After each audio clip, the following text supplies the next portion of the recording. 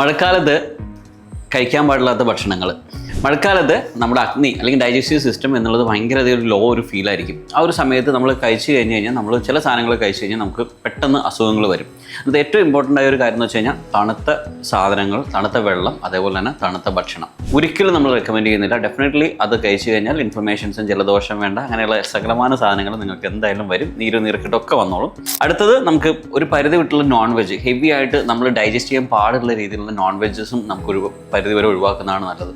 പിന്നെ തൈര് തൽക്കാലം വേണ്ട. നമുക്ക് ഈ ഒരു മഴയൊക്കെ മാറി വന്ന് ചൂടൊക്കെ ആവണ വരെ നമുക്ക് തൈര് അല്ലെങ്കിൽ അങ്ങനെയുള്ള സാധനങ്ങളൊക്കെ തന്നെ അതിന് ശേഷം മതി. പിന്നെ നമുക്ക് വളരെയധികം കോൺട്രവേഴ്സി ഉള്ള ഒരു സാധനമാണ് ഇലക്കറികൾ. ചില സാധനമൊക്കെ കഴിച്ച് കഴിഞ്ഞാൽ ഭയങ്കര പ്രശ്നമാണെന്നൊക്കെ നമ്മൾ പറയാറുണ്ട്. ലീഫി ആയിട്ടുള്ള സാധനങ്ങൾക്ക് തൽക്കാലം നമുക്കൊരു പരിധി വിട്ടിട്ട് ഉപയോഗിക്കാതിരിക്കുന്നതാണ് നല്ലത്. എന്താണെന്ന് വെച്ച് കഴിഞ്ഞാൽ അതിനകത്ത് നമ്മൾ ഈ ഒരു കാലാവസ്ഥ വെരി ഹ്യൂമിഡാണ്, നമുക്കറിയാമല്ലോ, മഴയും കാര്യങ്ങളെല്ലാം തന്നെ നിൽക്കുന്നുണ്ട്. അപ്പോൾ അതിനകത്തുള്ള രീതിയിൽ നമുക്ക് അതിൻ്റെ ക്വാളിറ്റി അത്ര നല്ല രീതിയിലായിരിക്കില്ല ഒരു നോർമൽ ഉള്ളതിനേക്കാളും. അപ്പോൾ ഇലക്കറികളും ബാക്കിയുള്ള കാര്യങ്ങളെല്ലാം തന്നെ പൊതുവേ ഒന്ന് കുറയ്ക്കുന്ന നല്ലതാണ്. അപ്പോൾ പരമാവധി നല്ല ചൂടുള്ള ഭക്ഷണം കഴിക്കുക, അതേപോലെ ലൈറ്റായിട്ട് ഈസിലി ഡൈജസ്റ്റബിൾ ആയിട്ടുള്ള ഭക്ഷണം കഴിക്കുക. മഴക്കാലത്ത് നമ്മൾ ശീലിക്കേണ്ട കാര്യങ്ങൾ ഇതാണ്.